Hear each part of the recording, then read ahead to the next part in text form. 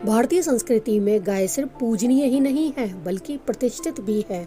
उसके जो 3 रूप हम देखने वाले हैं वो हैं कामधेनु, नंदी और पौंड्रक। सबसे पहले हम जानते हैं कामधेनु के बारे में। वो गौ ही है जिससे हमारी सभी इच्छाओं और मनोकामना की पूर्ति होती है। ये समुद्र मंथन से जन्मी और 7 देवताओं द्वारा ग्रहण की गई थी।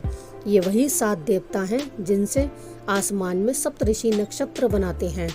रावण पर विजय प्राप्त करने वाले कृतवीर अर्जुन की सेना का पेट इसी ने भरा था। वो सभी गांवों की माता है और उसे सुरभि, सबल, अदिति और कामधु भी कहते हैं। तुम्हें पता है कि कामधेनु को किसने बनाया था? हाँ, वैशाख महीने के पहले दिन ब्रह्मा जी ने गाय की रचना की थी। इसे चाहने वाले ग्वाले इस पवित्र जीव के खुर और सींग को रंगों से सजाते हैं। इसे नदी में पूरे रस्मों रिवाज से नहलाया जाता है और बच्चों को गाय के नीचे से ले जाने की भी परंपरा है। गाय के भाग्य और आशीर्वाद से किसी अपशकुन को टालने के लिए ही ऐसा किया जाता है। गाय और वेदों में भी संबंध है। गाय के 4 पैर हिंदुओं के 4 वेदों के प्रतीक हैं। उसके शरीर के हर हिस्से का एक मतलब है।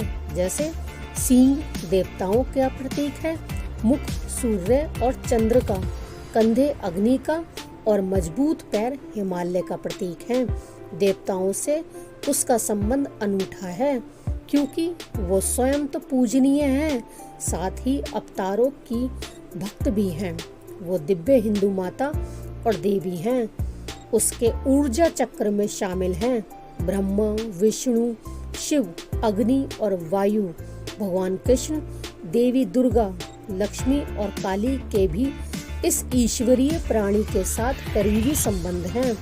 और इसके अलावा कामधेनु धर्म की भी प्रतीक है। दुनिया के पहले सत्य के काल सतयुग में वो अपने 4 पैरों पर स्थिर खड़ी थी।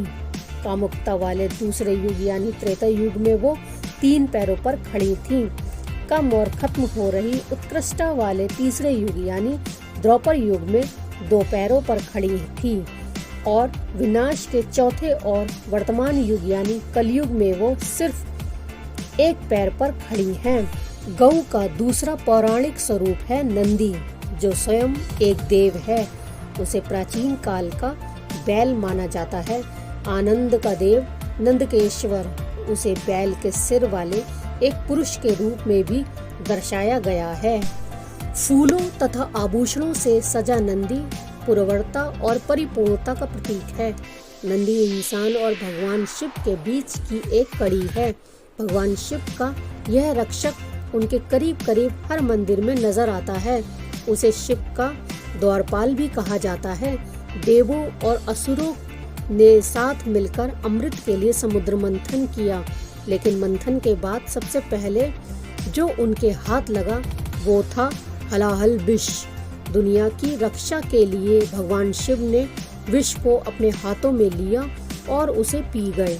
अब शिव के पास खड़ी देवी पार्वती ने उनके गले को कसकर पकड़ लिया, जिससे विष गले के नीचे उतर न सका और इसलिए उन्हें नीलकंठ कहते हैं। लेकिन थोड़ा सा विष शिव के हाथों से छलककर नीचे गिर गया। अपने स्वामी को पीता देखकर नंदी ने भी गिरा हुआ विष पी लिया। नंदी की इस हरकत पर सभी देव हैरान रह गए।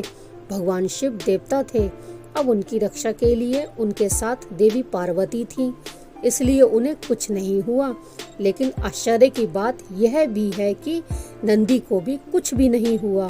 हैरान खड़े देवों को देखकर शिव मुस्कुराए और कहा, नंदी मेरा सबसे बड़ा भक्त है, मेरी सारी शक्तियाँ उसकी भी हैं और पार्वती की सुरक्षा उस तक भी जरूर पहुँचेगी। हिंदू पौराणिक कथाओं के अनुसार नंदी 18 स्वामियों का गुरु है, जिनमें योग सूत्र लिखने वाले महर्षि पतंजलि भी शामिल हैं। यौगिक नजरिए से देखें तो नंदी भगवान शिव के प्रति समर्पित मन है। वो शिव जो संपूर्ण है। दूसरे शब्दों में प्रकाश को समझने और ग्रहण करने के लिए जरूरी अनुभव और ज्ञान ही नंदी है और वो हमारे अंदर का गुरु है। नंदी का जन्म कैसे हुआ? पौराणिक कथाओं के अनुसार माना जाता है कि प्रजापति ब्रह्मा ने शिव को नंदी बैल दिया। एक मान्यता ये भी है कि उन्होंने स्वयं धर्म के प्रतीक स्वरूप बैल का रूप धारण कर लिया और मृत आत्माओं की मुक्ति के लिए मृत्यु के दूसरी ओर खड़े हो गए। पौंड्रक एक काला भैंसा और गऊ का तीसरा स्वरूप माना जाता है। पौंड्रक का जन्म रुद्र की जांघ से हुआ था, जो शिव का ही एक स्वरूप है।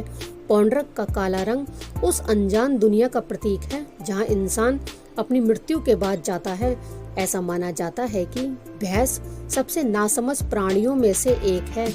मृत्यु भी नासमझ की तरह आकर हमारे प्राण ले जाती है।